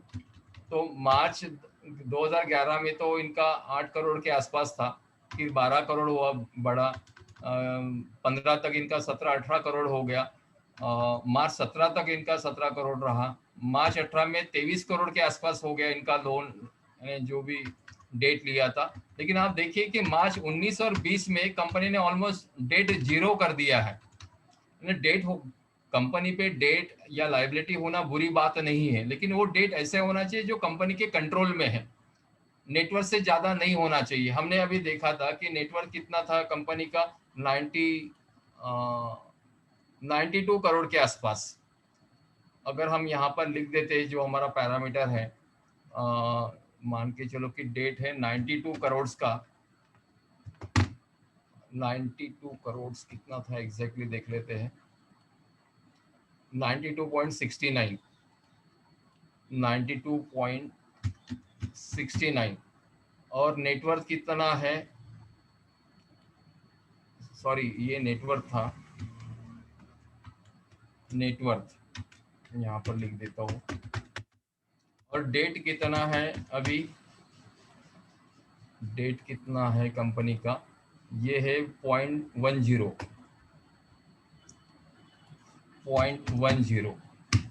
तो अगर हम इसको कैलकुलेट करते हैं तो ये आता है लेस देन 1। हमको हमारा पैरामीटर क्या है कि लेस देन 1 होना चाहिए, तो ये हमारा पैरामीटर लेस देन 1।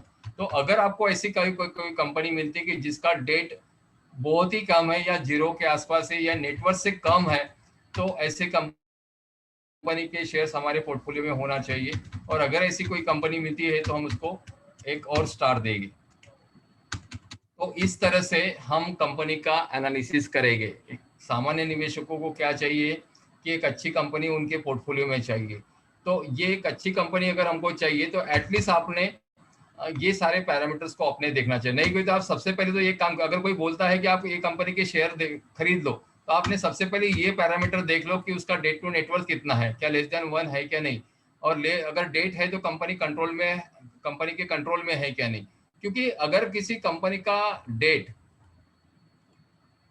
अगर ये नेटवर्थ से ज्यादा है, तो क्या होगा कि उसका मैक्सिमम प्रॉफिट जो भी आएगा कंपनी का, वो तो सिर्फ डेट क्लियर करने में ही जाएगा।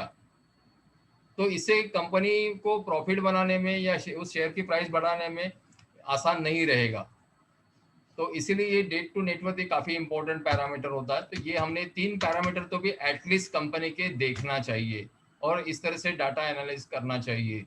और एक चीज इसमें इंपॉर्टेंट है, एक चीज हमको और एक दिखना है कि कहीं कंपनी, ये जो इक्विटी शेयर कैपिटल है, आप देखिए मार्च 2011 से कंपनी का इक्विटी शेयर कैपिटल ये 4.14 ही है।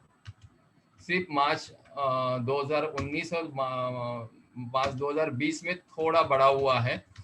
और ये भी एक पॉजिटिव साइन है कि कंपनी ने अपना इक्विटी कैपिटल नहीं बढ़ा। इक्विटी कैपिटल नहीं बढ़ा इसका मतलब क्या है,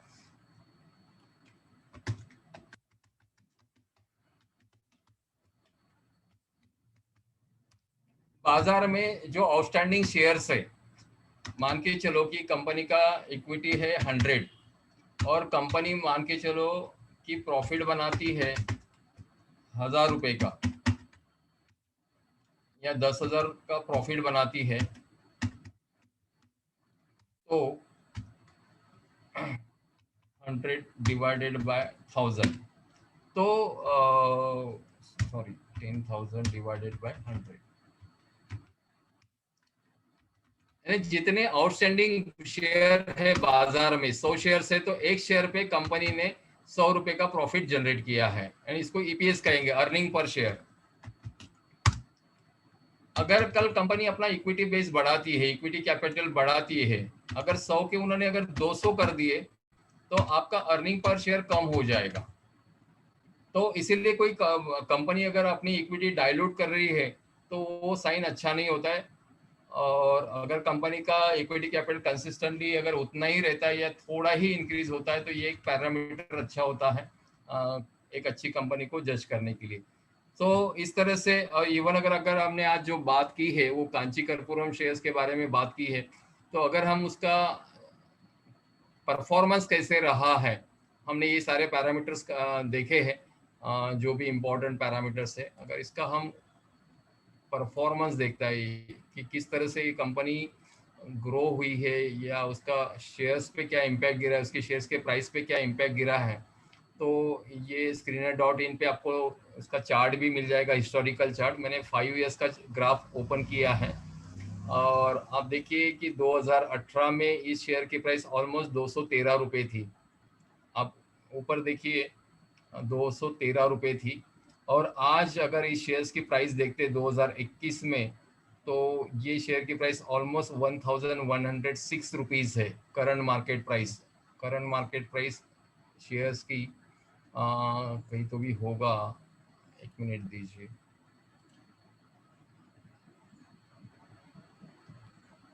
ये देखिए इसकी करंट मार्केट प्राइस है 1106। तो इसने किस तरह से परफॉर्म किया है, इस शेयर्स की प्राइस किस तरह से बढ़ी है, आप देखिए। तो क्योंकि इसके फंडामेंटल्स इस तरह से स्ट्रॉन्ग थे और इसीलिए इस स्टॉक ने उस तरह से परफॉर्म किया है। तो इतना सिंपल है, इसमें कोई ज़्यादा रॉकेट साइंस नहीं है। आप लोग जब भी अपने पोर्टफोलियो में कोई शेयर्स खरीदने की कोशिश करोगे, तो एटलीस्ट आपने पहले ये 3 पैरामीटर्स देखना चाहिए। उसके बाद अगर ये 3 या और एक प्राइस टू बुक वैल्यू करके भी होता है, पैड ग्रोथ करके भी पैरामीटर होता है, या आप इक्विटी बेस भी देख लीजिए, ये सब पैरामीटर्स होते हैं। लेकिन ये 3 पैरामीटर काफ़ी इंपॉर्टेंट है, आपने ये पैरामीटर्स देखना चाहिए। और उसके अलावा ये है तो साइमल्टेनियसली थोड़ा सा कंपनी के बिजनेस मॉडल के बारे में भी थोड़ी सी पढ़ाई कर लीजिए, उसके ब्रांड वैल्यू के ऊपर बात कर लीजिए, उनका प्रमोटर्स का जो होल्डिंग है वो भी आप थोड़ा सा चेक कर लीजिए। तो ये 3-4 चीज़ें अगर हम देखते हैं, जो इजीली अवेलेबल है, सारे फाइनेंशियल वेबसाइट में ये डाटा फ्रीली अवेलेबल होता है, तो आप एक अच्छी कंपनी चूज करके आप उसमें निवेश करके आप खुद के लिए एसेट बना सकते हैं। तो आई थिंक आप लोगों को आज का ये जो प्रेजेंटेशन था वो समझ में आ गया होगा। इससे ज़्यादा कुछ ज़्यादा देखने की ज़रूरत नहीं होती है। अगर आप एक सामान्य निवेशक हो तो इतनी चीज़ें भी देख ली तो आपके पोर्टफोलियो में एक अच्छे कंपनी के स्टॉक्स, या ऑलरेडी आपके कंपनी में आपके पोर्टफोलियो में अगर कोई शेयर खरीद के रखे होंगे, तो आपने ये एटलीस्ट से 5-6 चीज़ें आपने देखना चाहिए, तो आपको पता चले। काफ़ी बार निवेशकों का सवाल होता है, सर मेरे पोर्टफोलियो में ये स्टॉक है, अभी उसकी प्राइस इतनी है, क्या इसको मैंने रखना चाहिए, होल्ड करना चाहिए कि बेच देना चाहिए? तो इस तरह के सवाल किसी और को करने से अच्छा, अगर ये 7-8 चीजें जो भी मैंने आज बताई है, अगर आप उतनी भी चीजें देखते हैं, तो आपको खुद ही समझ में आ जाएगा कि आपके पोर्टफोलियो में हीरे कैसे रखना है। कचरा अगर दिखता है, अगर इस पैरामीटर पे वो कंपनी नहीं दिखती है, तो आप इमीडिएटली उसको निकल जाइए उस कंपनी में से। आपको शुरुआत में थोड़ा दुख होगा कि आपने इन्वेस्ट किया था, काफी सालों से उसको संभाल के रखा है, और आज हम इमीडिएटली उससे एग्जिट हो जाए। मान लीजिए मानिए मेरी बात कि आपको थोड़ी देर के लिए दुख होगा, लेकिन लॉन्ग टर्म में डेफिनेटली इसका फायदा मिलेगा आपको। तो सो आप कोशिश कीजिए कि आपके पोर्टफोलियो में अच्छे से अच्छे स्टॉक, जिनके फंडामेंटल्स अच्छे हैं, ऐसे स्टॉक आप खुद चूज करके आप अपना पोर्टफोलियो बना सकते हैं।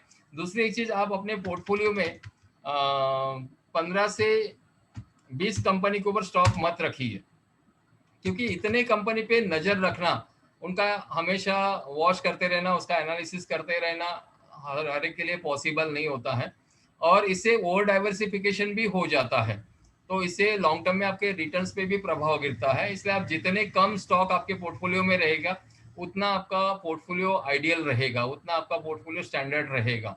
दूसरा एक चीज, किसी भी एक स्टॉक में किसी भी एक स्टॉक में आप एक पैरामीटर डिसाइड कर लीजिए 5 to 10% का। अगर आपके पोर्टफोलियो में 10 स्टॉक्स है तो उसमें सभी में इक्वल इन्वेस्टमेंट रहेगा। आप तो एक तो डिसाइड कर लीजिए कि 10% या 5%, 5 से 10% में से, तो सभी 10 स्टॉक में आप 10% का ही इन्वेस्ट कीजिए। कि ऐसा ना हो कि एक कंपनी में आपने 15% निवेश कर लिया है और एक कंपनी में 4%। आप अपने पोर्टफोलियो को इक्वल रखने की कोशिश कीजिए।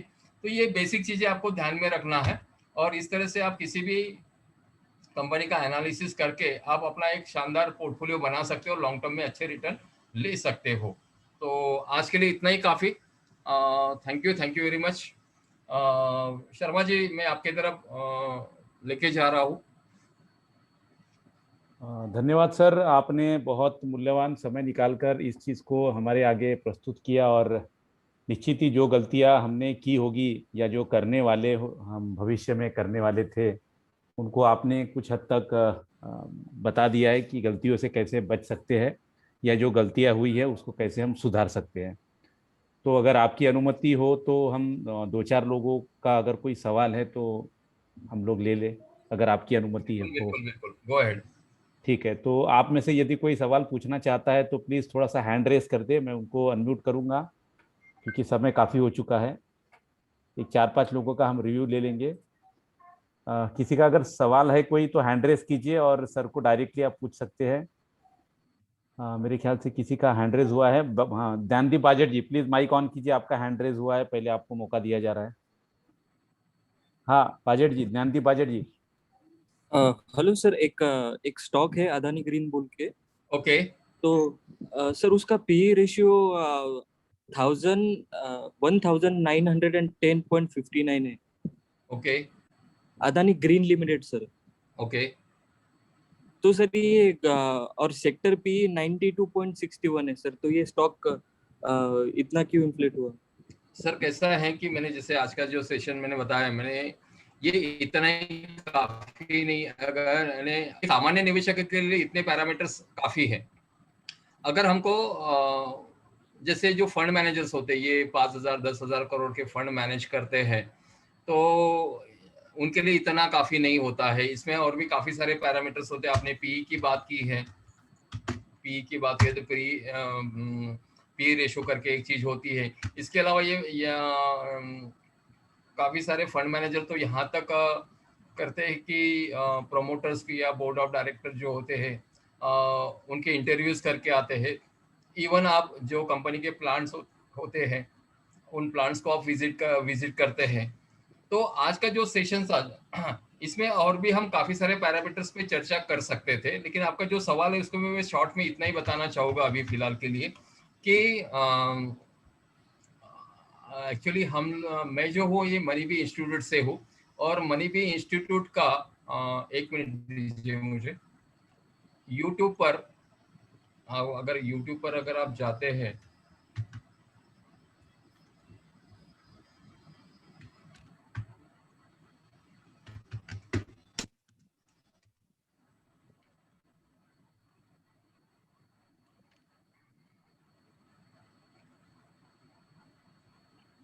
और ये सर्च ऑप्शन में जब यूट्यूब का पेज ओपन होगा तो सर्च ऑप्शन में आप मनी बी करके लिखिए, मनी बी।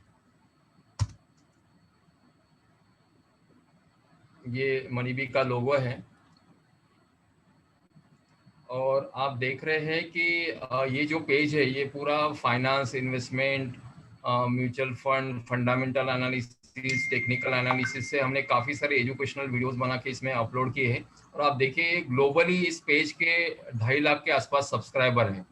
तो आपका जो पी रेशो पे जो सवाल था तो उसके लिए एक फैंटास्टिक वीडियो हमारा बना हुआ है यहाँ पर ऑलरेडी। अगर आप प्लेलिस्ट में जाते तो ये प्लेलिस्ट है अलग अलग सब्जेक्ट को लेकर। तो यहाँ पर एक फंडामेंटल एनालिसिस की पूरी सीरीज है। मैं आपको दिखाता हूँ यहाँ पर।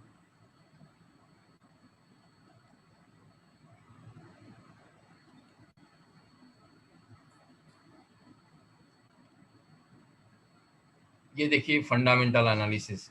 तो इसको अगर आप क्लिक करते हैं तो फंडामेंटल एनालिसिस से रिलेटेड काफ़ी सारी जानकारी यहाँ पर आपको मिलेगी। और यहाँ इसी में आपको ये टोटल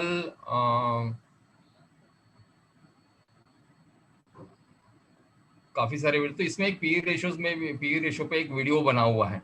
तो पी रेशो एक इनफैक्ट ये तो इस पे और एक सेशन बन सकता है हमारा पी रेशो पे। तो उससे अच्छा आप एक बार अगर वो वीडियो देख लोगे तो ज़्यादा बेटर है। और अगर उसमें से अगर कुछ भी सवाल है तो आप मेरा नंबर शर्मा जी आपके साथ शेयर कर देंगे, तो हम उसके ऊपर डिटेल चर्चा कर सकते हैं। ठीक है सर जी। इसमें एक चीज और मैं बोलना चाहूंगा सर, एक्चुअली ये मैं प्याज के रेट से रिलेट करता हूँ। जैसे प्याज का रेट 10 था, आज 100 हो गया है। तो चलिए 100 हो गया, उसका पी बढ़ गया है। तो यदि कोई नया निवेशक आता है तो देखिए आप 100 के रेट में भी प्याज खरीद सकते हो। लेकिन जो प्याज एवरेजली 20 रुपया 30 रुपए के रेट में साल भर में घूमता है, वो यदि आज के डेट में 100 रुपया ट्रेड कर रहा है, उसका पी काफी बढ़ चुका है, मतलब वो शेयर्स महंगा हो चुका है, ये अपने आप में दिखा रहा है। मतलब 100 रुपीज केजी प्याज बिक रहा है। तो ये आपने डिसाइड करना है कि क्या मैं 100 रुपए में लूँ या मुझे और थोड़ा रुकना चाहिए।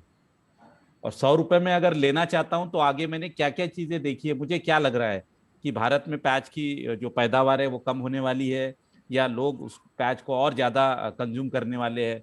तब मैं सोचूंगा कि मैं 100 के रेट में भी ले लूंगा, तो शायद 130 के रेट में मैं निकल सकता हूँ। लेकिन अगर इसमें मैं आप एक एडिशन जी करना चाहूंगा, शर्मा जी ने जो बताया एक्चुअली जी पी में हमको ये देख, इससे ये पता चलता है कि स्टॉक के प्राइस ओवर वैल्यूड है कि अंडर वैल्यूड है। लेकिन एक चीज है, अगर हमारे हाथ में अगर कोई हीरा लगा है, अगर किसी कंपनी के फंडामेंटल्स अगर अच्छे हैं ना, तो उसको तो पहले थोड़े सी क्वांटिटी में खरीद लो। आप ये भी मत देखो कि बाजार 50,000 पे है। अगर आपको एक अच्छी चीज मिली है तो आप तो पहले खरीद लो उसको। उसमें ज्यादा निवेश करने की जरूरत नहीं, लेकिन उसको खरीद लो। और जब जब वो शेयर की प्राइस नीचे आएगी तब तब उसको बाय करते रहिए थोड़े थोड़े क्वांटिटी में, क्योंकि हमारा विजन लॉन्ग टर्म है। लॉन्ग टर्म में उसकी प्राइस ऊपर ही जाएगी। तो इस तरह से भी आप कर सकते हैं। नीचे लेवल पर आप एवरेजिंग करते रहिए, जब भी आपको अपॉर्चुनिटी मिलती है नीचे लेवल पर एवरेजिंग करते रहिए। तो ये जब प्राइस नीचे आएगी तो आपको लो पीई भी मिल जाएगा। तो बहुत बढ़िया सर ने हमें जानकारी दी है। और मैं एक आखिरी बात बाजट जी से कहूंगा कि सर ये सर ने जो पैरामीटर बताए हैं, सेल्स ग्रोथ वगैरह, ये सब देख लीजिए। अगर सही रहता है तो लेके उसको छोड़ दीजिए, पैरामीटर अगर सही है तो फंडामेंटल का। बहुत बढ़िया सर ने सवाल पूछा। और ब्रह्मानंद चौहान जी ने हैंड रेस किया हुआ है, तो मैं उनको मौका दूंगा। Chauhan sir hello. प्लीज। हाँ हाँ सर, नमस्ते। नमस्ते। सर मुझे ये पूछना है, अभी जो डिक्सन का शेयर अभी स्प्लिट हुआ है, हाँ तो जब शेयर स्प्लिट होता है तो परफॉर्म के कोई असर होता है क्या? परफॉर्म कर होने पे कोई असर होता है क्या? नहीं, उससे कोई फर्क नहीं पड़ता है। क्या स्प्लिट हुआ ना वो? हाँ, स्प्लिट हुआ है। स्प्लिट क्या होता है कि कंपनी जब प्रॉफिट बनाती है ना,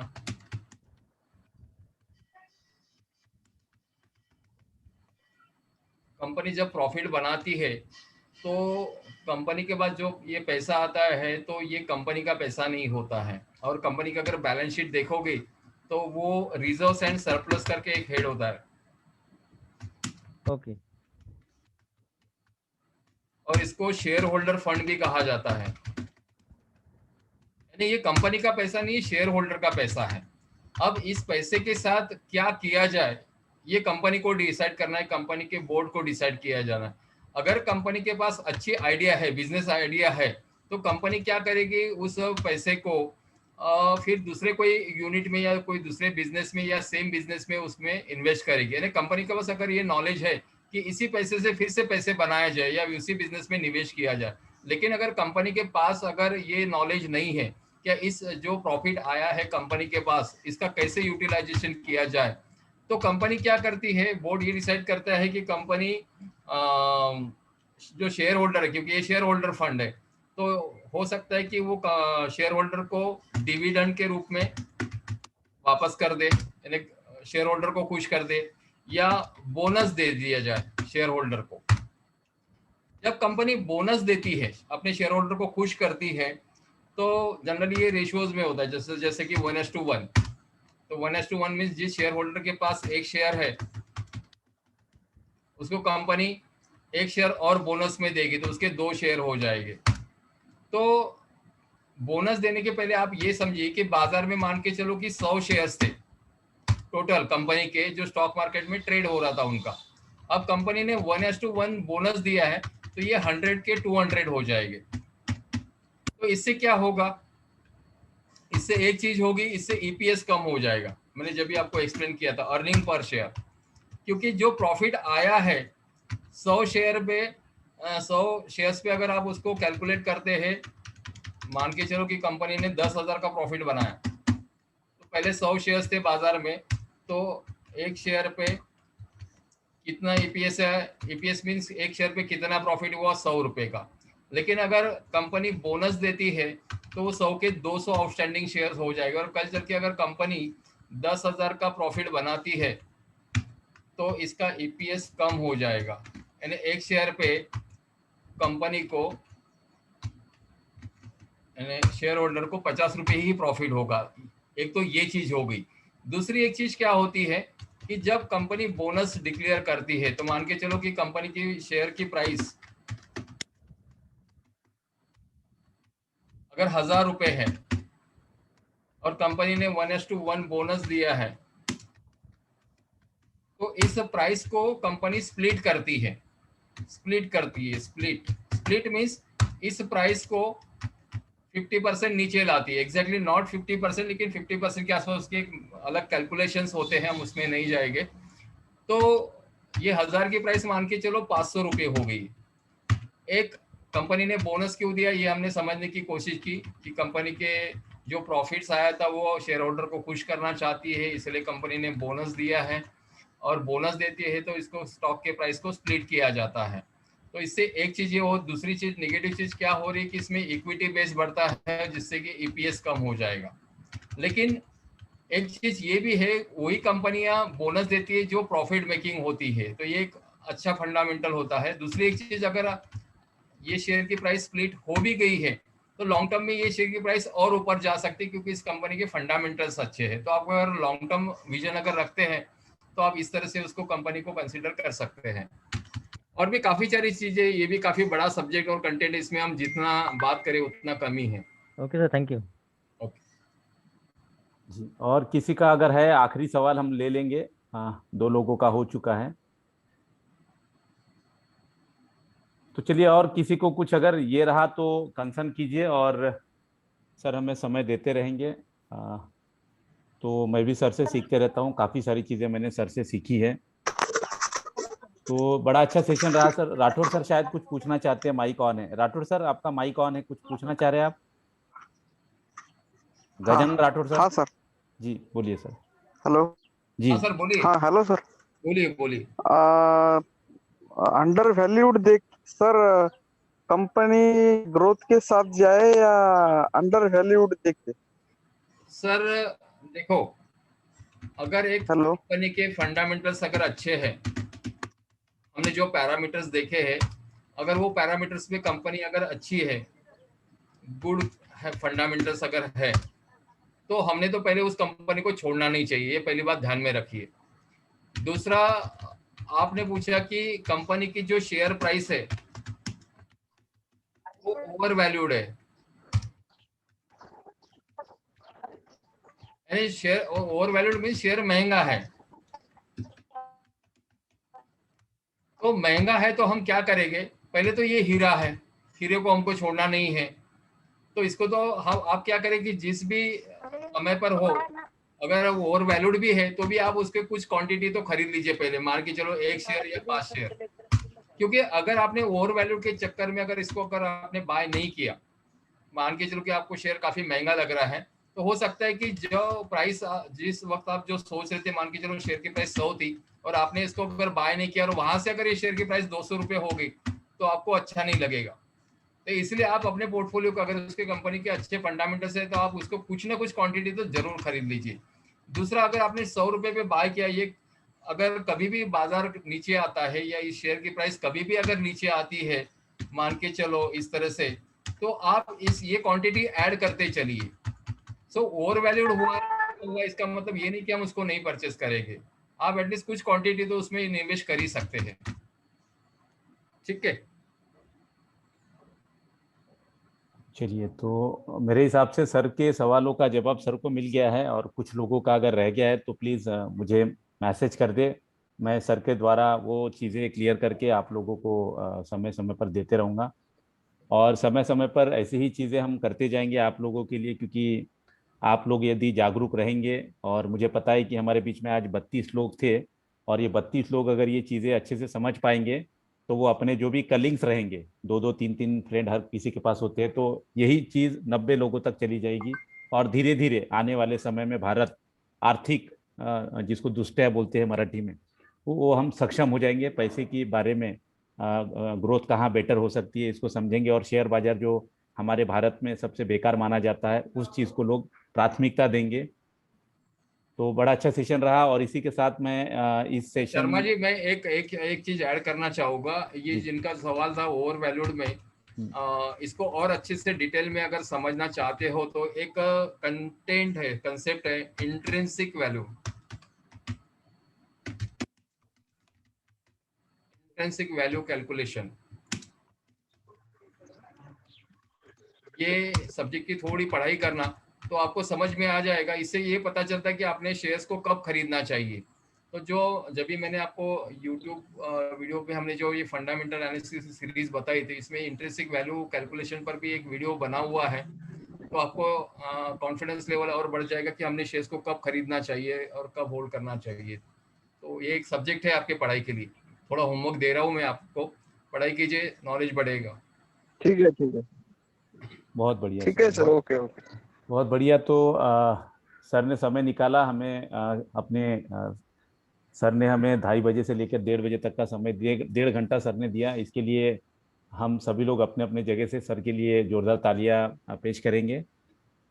और इस सेशन काफ़ी अच्छा सेशन रहा, मैं तो बोलूँगा सर से हमेशा सीखते रहता हूँ, और मैंने एक ज़िंदगी में सीखा है कि रोज़ कुछ ना कुछ सीखते रहो तो आगे बढ़ते रहोगे।